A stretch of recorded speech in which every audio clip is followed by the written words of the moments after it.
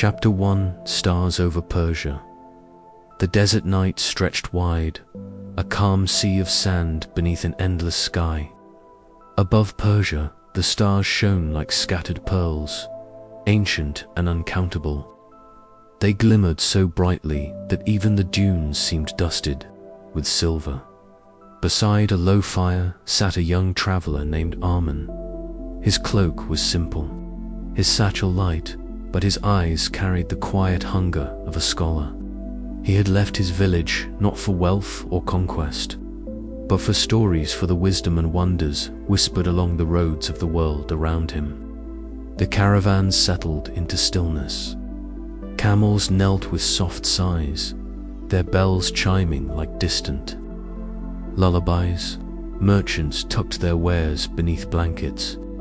Children leaned against their mothers, and old men watched the heavens with eyes that had seen many journeys. At Arman's side was Bahram, a seasoned merchant with a beard as white as desert salt. He spoke softly, pointing to the constellations. "The stars know the way," he murmured. "Long before maps, long before kings, they guided us. Watch them long enough, and they will lead you into dreams." Arman lay back upon his woven rug, letting the desert cradle him. The fire dimmed to embers, the voices faded, and the foxes of the dunes prowled silently, their paws leaving no trace. He breathed with the rhythm of the caravans, low, steady, as though the earth itself rocked him to rest out above. The Milky Way stretched like a painted scroll across the sky. Arman whispered a promise to himself that he would follow this ribbon of stars eastward, collecting stories as a scribe collects ink upon a page. And as his eyes grew heavy, the night gathered him close, carrying him gently into the first dream of his long journey. Chapter 2: Roads of Saffron and Sky. Dawn came quietly, riding on the backs of doves. The air was cool, painted in shades of rose and gold. The caravan stirred awake, unhurried, like a poem finding its rhythm. Clay bowls of barley porridge steamed. Camels shook the night from their fur. Leather straps were tightened, knots bells adjusted. The road awaited. Arman's camels swayed gently beneath him, each step a cradle-rocking motion. Around him, the land opened wide. Soft dunes, pale grasses, distant hills fading into sky. The road was not a single path, but many threads weaving into one dot by midday. The caravan reached a well, its rim polished smooth by countless grateful hands. A silk merchant traveling with them unfurled a bolt of cloth, pale blue as morning mist. "Feel," she told Arman, laying it across his palms. The fabric was weightless, like holding a piece of the wind. Trade unfolded with patience. Bahram exchanged figs and saffron for trinkets and spices. No one hurried.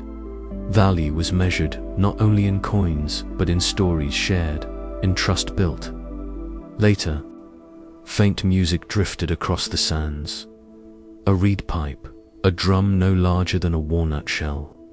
No musician was seen, yet the tune followed them like a companion. Arman hummed it quietly, storing it in memory like a secret map. At dusk, they arrived at a caravanserai, its thick walls standing like an old friend greeting weary travelers.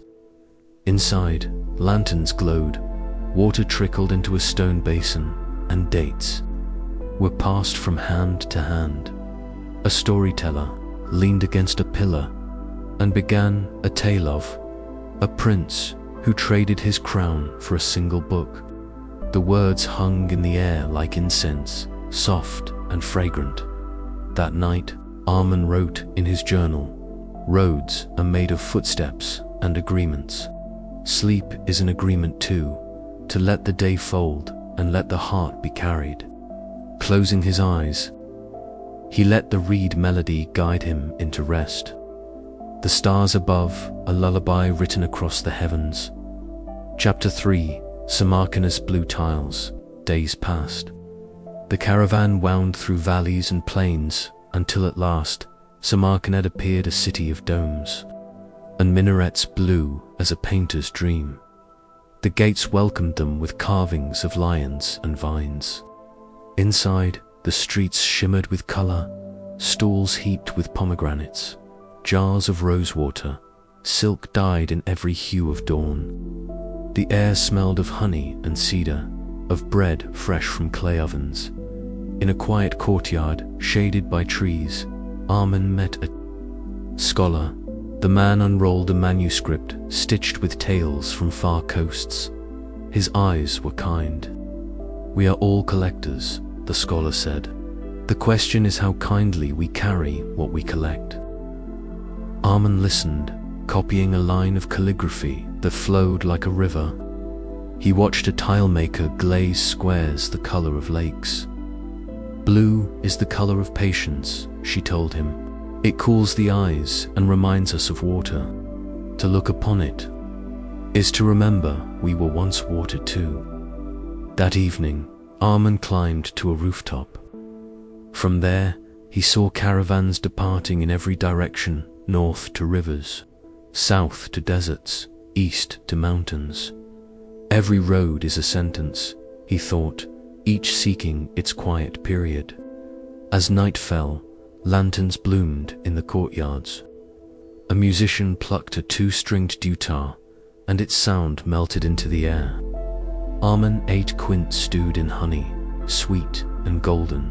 He wrote, "Samarkand teaches patience. Even stone breathes slowly here." And as the city exhaled into sleep, so too did he. Chapter 4.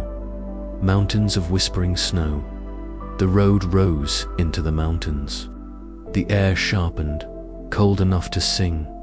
Snow gleamed like folded silk across the peaks, while rivers wound silver ribbons. Through the valleys below, the caravan climbed slowly, their bells answering the cries of swallows. At a narrow pass, prayer flags fluttered in the wind, their colors whispering in 100 tongues. A monk walked with them for a time, carrying nothing but a wooden bowl. He shared tea brewed with pine needles and smoke. His words were few, yet deep. In the stillness between footfalls, he told Arman, "The world writes letters to the heart. If you keep reading, you find that every letter means rest." Snowflakes began to fall, soft and deliberate, as though the sky was thinking aloud. The camel's breath rose in clouds, and the silence of the mountains became vast and kind. That night, they rested in a stone in whose walls remembered 1,000 winters. A brazier glowed red, bowls of noodle soup steamed. Laughter floated upward like smoke, then vanished into the rafters. Arman slept near a frost-doomed window. On the glass, ice-painted ferns he had never seen before. Their delicate patterns seemed to whisper, "All journeys are one journey. All nights are one night." He dreamed of a white fox, stepping from one snowflake to another, each step as light as a heartbeat. When dawn came, pale and merciful, the snow released the road once more. They continued eastward, gentle as breath. Chapter 5. Lanterns at the Eastern Gate. The mountains gave way to a wide plain, soft as sighs. Villages appeared, their roofs folded like wings, and lanterns glowed even before the sun set, scattering warm light across the earth at last. The caravan reached the Eastern Gate of China. Its beams were carved with clouds, its towers tall and watchful. Arman felt as though he had reached the end of a sentence, the hush that follows meaning complete. A calligrapher there wrote his name in characters he could not yet read. "You came with the wind," the artist smiled, "and you leave with the wind, but between them you rested." In a tea house, cups of jasmine were set before him. Flowers opened in the steaming water like gentle hands. A gooking player plucked notes that floated like lanterns drifting down a river. Arman wrote his final entry. I have gathered stories, but they weigh less than sleep. Tonight I will set them beside the bed like shoes and step into rest unburdened. Later, he walked a garden path paved with stones that remembered rain. A gate closed softly behind him, not to keep him out, but to keep the silence in. Lantern light flickered steady. The city slowed its breathing until it matched his own. And when at last he lay down, he understood. The Silk Road itself was a lullaby, sung by the earth to cradle its children. Its chorus was simple: in and out, in and out. And so, Arman drifted into the deepest sleep of all, where journeys never end, but only grow gentler. The voyage of the Golden Horizon, a gentle seafaring journey across the Indian Ocean, set in the 12th century. A young traveler named Idris joins a merchant fleet, moving slowly from the Arabian Peninsula to East Africa, to India, and finally, toward China. Along the way, he gathers wisdom, sights, and dreams. Chapter 1: Moonlit Departure from Aden. The port city of Aden drowsed beneath a silver moon. The harbor's waters were still, broken only by the sway of ships tied to their moors. Palm trees leaned in the night wind, their fronds whispering like pages turned softly in a book. On the quay stood Idris, a youth of 19, his eyes wide with wonder. He carried little more than a bundle of clothes and a reed notebook. Yet, within him lived an ocean of curiosity. The tales he had heard of ivory from Africa, spices from India, and silks from China were stars guiding his restless heart. Beside him stood Captain Rahman, a seasoned sailor with a voice as deep as the tide. He placed a steady hand on Idris's shoulder. The sea is both cradle and teacher, he said. It rocks you and it tests you. But if you listen, it sings. The ship, named Golden Horizon, rocked gently at anchor. Lanterns glowed along its deck, while sailors checked ropes and sails with quiet efficiency. The scent of salt and tar mingled with the sweetness of dried dates carried aboard. As the tide turned, drums beat softly, signaling departure. Idris stepped aboard, heart pounding, and found a place at the stern. The city lights of Aden dwindled, replaced by the vast embrace of night. Above them, stars reflected in the sea, as though the sky itself had bent down to cradle the ship. Idris leaned against the railing, his breath matching the rhythm of the waves. His journey had begun, and already it felt like a dream. Chapter 2: Days of Calm. Nights of fireflies. The sea stretched endlessly, a velvet plain painted with ripples of moonlight. The ship moved steadily, its sails billowing like the robes of wandering monks. Daylight was golden and forgiving. Idris sat with the crew, learning the knots that bound rope to mast. He wrote in his notebook, "Every knot is a sentence, every rope a story that holds the ship together." At noon, they ate lentils and flatbread, laughing as gulls circled above. At dusk, they told stories of storms survived, of cities where the houses shone with marble, of deserts where the stars were so close one could almost touch them. At night, the sea lit with phosphorescence. The waves shimmered like 1,000 fireflies dancing upon the surface. Idris watched in awe. "The sea has its lanterns," Rahman told him.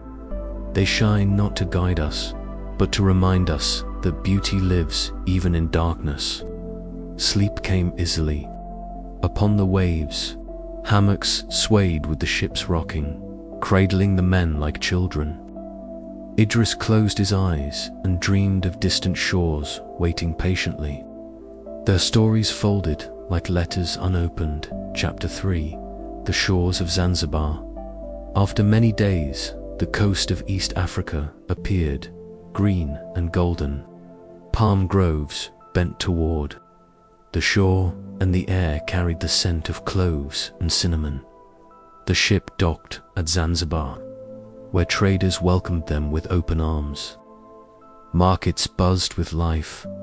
Ivory tusks gleamed white as moonlight. Tortoiseshell glistened, spices piled in fragrant mountains. Women wore bright fabrics that caught the sun like stained glass. Idris followed Ramon through the stalls, listening to songs sung in Swahili. A storyteller recited tales of lions who conversed with kings, and of the ocean spirit who carried sailors safely if they remembered to speak her name before sleep. That night, they rested in a guest house by the shore. Idris lay awake, listening. 2 waves folding themselves upon the sand. He felt the world widen within him, as though each city added a new chamber to his heart. Chapter 4. Crossing to India. The ship left Zanzibar behind, sails swelling with monsoon winds. Days blended into one another, sunlight upon waves, gulls trailing the mast. The deep hum of water beneath the keel.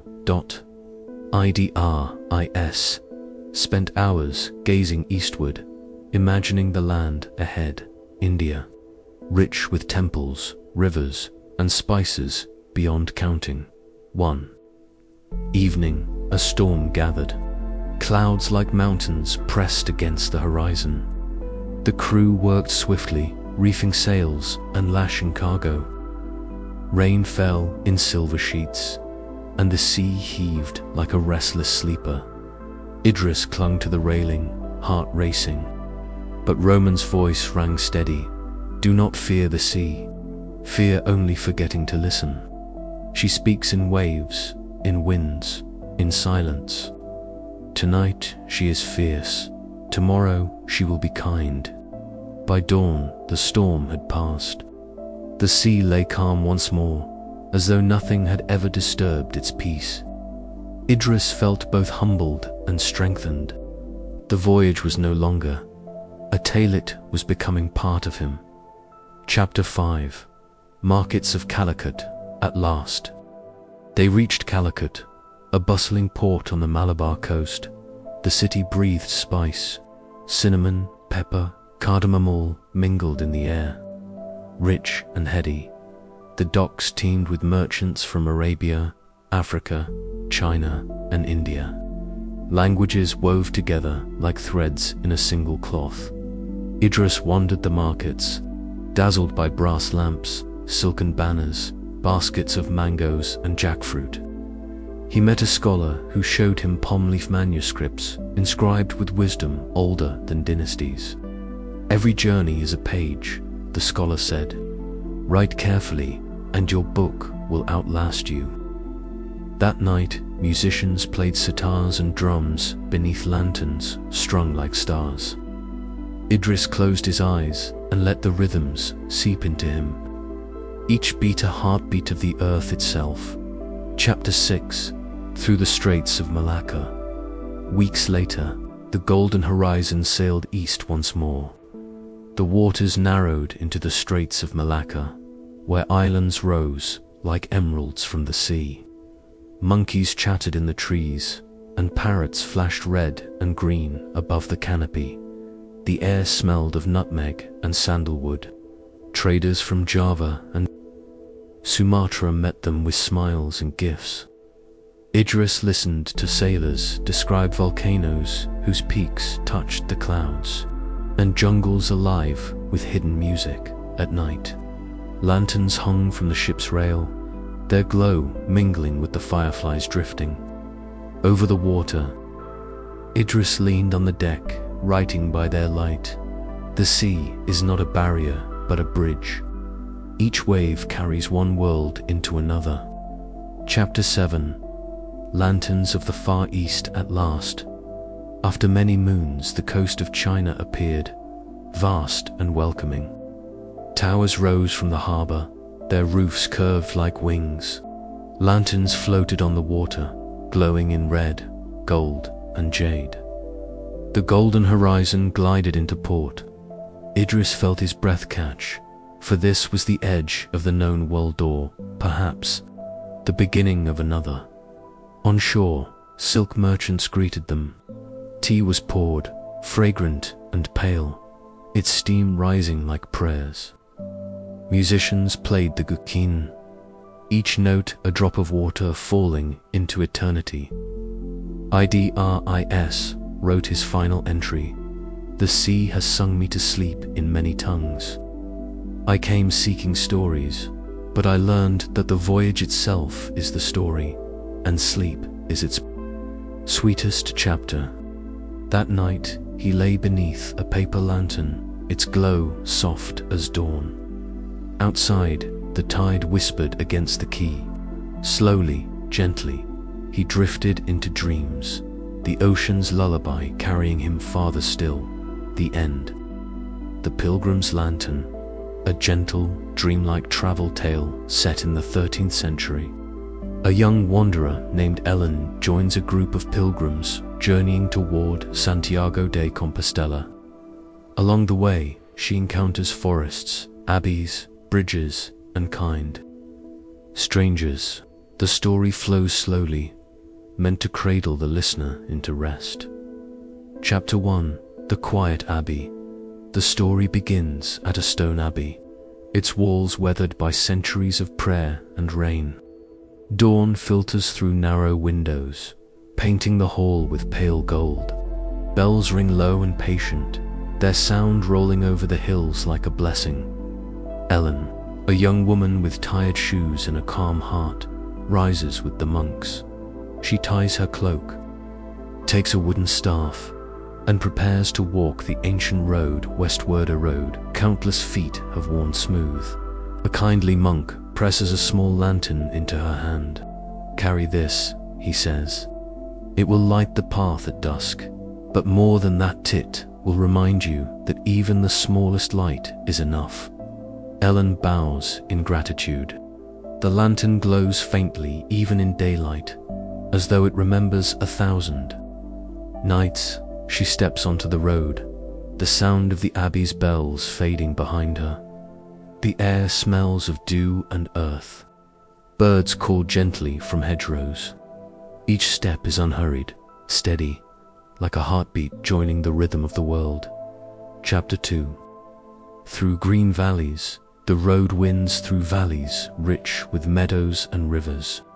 Sheep graze on soft hillsides, their bells chiming like scattered notes of a lullaby. Other pilgrims walk beside Ellen, an old man with a carved staff, a mother with her child upon her back, a scholar with ink-stained fingers. They speak little, but their silence is companionable, threaded with kindness. At midday, they rest by a brook. The water sings over stones, cool and clear. Ellen dips her hands into it, feeling the chill spread calm through her veins. The group shares bread and cheese, passing it from hand to hand. No one rushes, no one counts. The sun leans slowly west, and shadows stretch long and drowsy across the grass. When they rise, the road feels softer. Their footsteps match the murmur of the brook until its song fades into memory. Chapter 3: The Stone Bridge. Toward evening, they reach a bridge arched over a wide river. Its stones are worn smooth, polished by centuries of pilgrims crossing. Lanterns hang from iron hooks, their flames already flickering in the twilight. Standing at the center, Ellen gazes down at the water. The river carries the reflection of the sky clouds, drifting like pale ships, stars waiting their turn to shine. Beside her, the scholar whispers, "Bridges are prayers in stone." They ask the river to allow us passage, and in return, they promise to remember every footstep. The group crosses in silence. On the far bank, fireflies appear, tiny sparks dancing in the growing night. Ellen lifts her lantern, and the fireflies seem to answer, their lights weaving gently with hers. They camp by the river's edge. The air is cool, the ground soft with moss. Ellen lies back and watches the stars bloom one by one. Soon, the river's murmur lulls her into sleep. The bridge's quiet arch, guarding her dreams. Chapter 4. The Forest Path. Morning brings mist, curling through the trees like drifting veils. The pilgrims enter a forest where sunlight filters in shafts, striking moss and ferns with sudden gold. The air smells of pine and earth. Birds call high above, and squirrels dart across branches. The forest path is narrow, but it feels like a cathedral. Its columns are trunks, its roof is leaves, its incense the resin of pine. A woodcutter greets them with apples. His dog trots at his side, tail wagging. The gift is small, but its sweetness lingers long after . As the day wanes, the forest deepens into quiet. The only sound is the soft crunch of footsteps and the distant tapping of a woodpecker. Ellen feels, her breath slow, her mind emptying of all but the rhythm of walking. By nightfall, they reach a clearing where an old chapel stands, its windows glowing with candlelight. The monks within welcome them, offering soup and straw mats. As Ellen drifts into rest, she hears the soft chant of evening prayers, weaving seamlessly into her dreams. Chapter 5. Stone towns and market squares. The road leads onward to towns of stone and timber. Narrow streets wind between houses there. Upper floors leaning close as though whispering to each other. Markets bloom with colors, baskets of figs and grapes. Bolts of wool dyed crimson and green, pottery glazed in patterns of stars. Children chase each other, their laughter echoing against the walls. Ellen walks slowly, absorbing every detail. She writes in her notebook, "A town is a tapestry. Every sound, every scent, every smile is a thread." In the square, a musician plays a lute. Its notes float like petals, falling gently into the evening air. Ellen sits upon a stone bench, letting the melody wash over her. Around her, people begin to dance soft steps, hands joined, laughter mingling with song. When night comes, the pilgrims rest in a guest house. A hearth fire glows, casting shadows across beams of oak. The warmth soothes tired limbs, and sleep descends like a gentle cloak. Chapter 6. Hills of endless horizon. Beyond the towns lie rolling hills. Vast and open, the road climbs gently, revealing views that stretch for miles. Wheat fields sway in golden waves, dotted with scarlet poppies. The wind hums low, carrying the scent of thyme and rosemary. Clouds drift lazily, their shadows sliding across the fields. The land feels endless, yet kind, as though it has all the time in the world. The pilgrims walk in near silence, lulled by the landscape's serenity. At midday, they pause on a hilltop. From there, they see the spire of a distant cathedral, rising like a finger pointing heavenward. It is still far, yet its presence steadies them. Ellen feels her heart expand with the horizon. She breathes deeply, and with each breath, the hills seem to breathe with her. That night, under a wide sky, the group shares stories by the fire, but each tale is soft, trailing into drowsiness. Before long, the flames dwindle, and only the stars remain, vast and merciful. Chapter 7. The Cathedral of Compostela. At last, after weeks upon the road, they arrive at Santiago.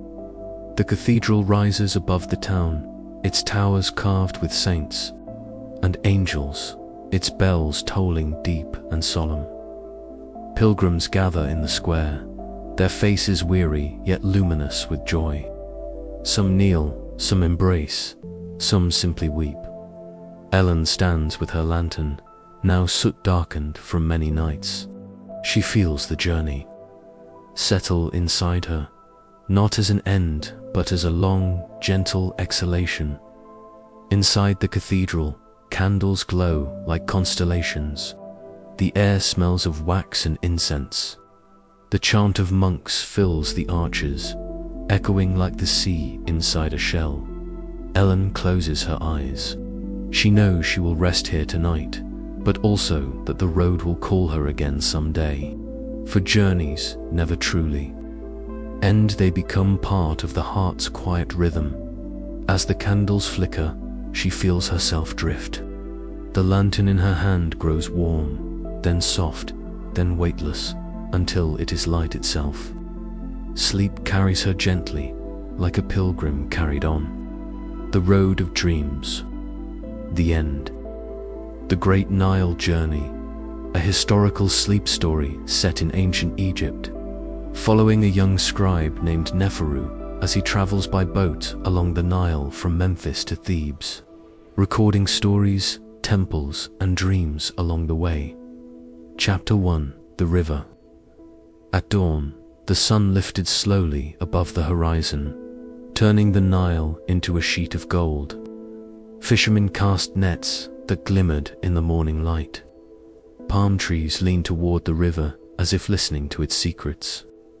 Neferu stood upon the deck of a reed boat, clutching his writing case of papyrus and ink. He was a scribe, newly appointed to record the journey of a caravan moving south along the river. Yet for Neferu, the task was more than duty. It was a chance to listen, to learn, and to dream along the world's longest river. The captain, an old man with skin as weathered as papyrus scrolls, said softly, "The Nile is older than memory.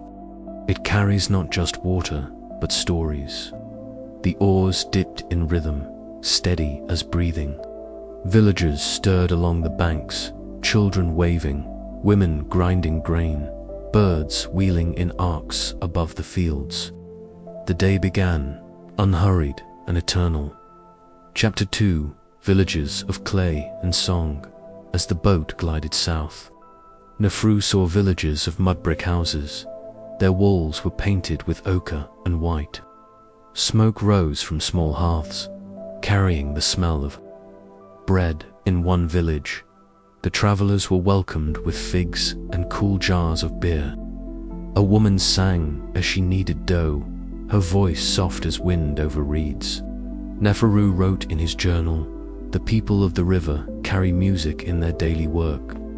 Every hand that pounds grain, every child that laughs, is part of the Nile's song." That night, they camped on the shore. Frogs croaked in the shallows, and the air smelled of lotus blossoms. Neferu lay upon his mat, the sky vast above him. The river lapped gently at the shore, rocking him toward sleep. Chapter 3: Fields of Wheat and Cattle. The days lengthened. The Nile's banks grew wide with wheat fields, their golden stalks bending in the breeze. Farmers worked slowly, their oxen pulling wooden plows. Children drove goats along the river's edge. Neferu sat beneath the shade of a sycamore tree, sketching the fields on papyrus. He imagined the grain flowing into the granaries of Memphis and Thebes, feeding the great cities. At evening, he shared bread with the workers. They told him simple stories of cattle spirits who guarded herds, of river gods who granted safe crossings. Their tales were woven from work and earth, yet carried a quiet wisdom. That night, Neferu dreamed of walking through fields that swayed like waves, the stars above moving in rhythm with the stalks. Chapter 4: Temple of the Falcon God. One morning, the boat docked near a temple dedicated to Horus, the falcon god. Its pylons rose high, carved with wings outstretched. Priests in white linen welcomed the travelers with cool water and shade. Inside, incense curled like drifting clouds. Hymns echoed beneath stone columns painted with stars. Neferu copied prayers into his journal, the words flowing like the river. Itself a priest whispered, "To walk the Nile is to walk through time." Every temple is a memory. Every offering is a breath left behind by those who came before. Neferu bowed, feeling the stillness settle in his chest. The temple's silence was deeper than sleep. When he left, he carried it within him like a lantern glowing softly. Chapter 5: Crocodile Waters. As they sailed farther south, the Nile grew wilder. Marshes spread wide, filled with reeds taller than a man. Birds shrieked, and fish leapt silver from the water.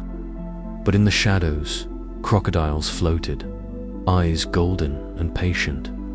The sailors struck the water with poles to drive them away. Neferu watched, both fearful and fascinated. The captain told him, "The crocodile is the Nile's secret. It is both guardian and danger. To respect it is to respect the river itself."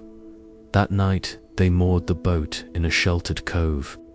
The reeds whispered like voices in the dark.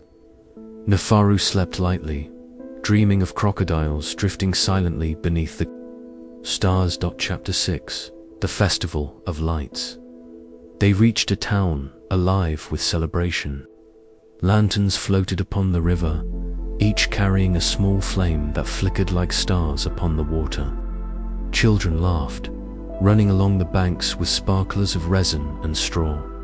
The townsfolk sang hymns to Hathor, goddess of joy. Dancers clapped tambourines, their movements slow and graceful. Neferu joined them, letting the music wash over him. Later, he wrote, "The Nile is not only a river of fields and temples, it is also a river of joy. Its people find celebration in the turning of seasons, in the rising of floods, in the very act of being together." That night, as the lanterns drifted downstream, Neferu fell asleep on the deck, the river carrying both fire and dreams. Chapter 7: Ruins Beneath the Stars. Farther along, they passed ancient ruins, their walls crumbling yet proud. Broken columns jutted from the sand like bones of forgotten giants. Neferu asked the captain who had built them. The man only shrugged. "Older than memory," he said. "The desert keeps its secrets." That night, the travelers camped among the ruins. Owls hooted in the dark, and the stones glowed faintly in the moonlight. Neferu felt the weight of ages pressing gently upon him. He traced carvings with his fingers, names of kings, prayers to gods, fragments of a world that had once been whole. He fell asleep leaning against a fallen pillar, the stars above spinning slowly, like constellations carved into the heavens. Chapter 8: The City of Thebes. At last, the boat arrived at Thebes, capital of kings. Its temples loomed vast, their columns rising like forests of stone. Markets bustled with spice, cloth, and papyrus. Priests, merchants, scribes, and travelers filled the streets. Neferu wandered, writing furiously, describing the painted walls, the statues of gods, the scent of incense mixed with dust. He stood before the great temple of Karnak, where obelisks pierced the sky like sunbeams frozen in stone. Inside, a priest told him, "Stone endures, but words endure in another way. They travel in silence, through time itself. You are a scribe. Your duty is not to build, but to carry." Neferu bowed, his heart swelling with quiet purpose. Chapter 9: The Valley of Kings. The journey ended with a walk into the desert hills beyond Thebes. Their hidden tombs, lay carved into stone, the resting places of pharaohs. Torches flickered against painted walls, showing scenes of stars, boats, and eternal journeys. Neferu copied the images by hand: suns rising, gods guiding souls, rivers of the underworld flowing like the Nile itself. He realized that every tomb was not an end, but a continuation, a dream of forever. That night, outside the valley, he lay upon the sand. The stars shone sharp and clear, like diamonds upon velvet. He whispered to himself, "Life is a river. Death is a river. Dreams are rivers too, and all rivers return to the same sea." Chapter 10: The River of Dreams. On the final night, Neferu sat by the Nile one last time. The water glowed with moonlight. The reeds swayed like gentle dancers. The river seemed endless, carrying past, present, and future together in one current dot. The captain placed a hand on Neferu's shoulder. "You came as a traveler. You leave as a listener. That is all the river asks." Neferu closed his eyes. He heard the frogs, the rush of water, the whisper of reeds. He felt the earth breathe beneath him, steady and timeless. Slowly, his thoughts dissolved into the rhythm of the Nile, in and out, in and out. The river carried him not to another city, but into a dream without end, the end.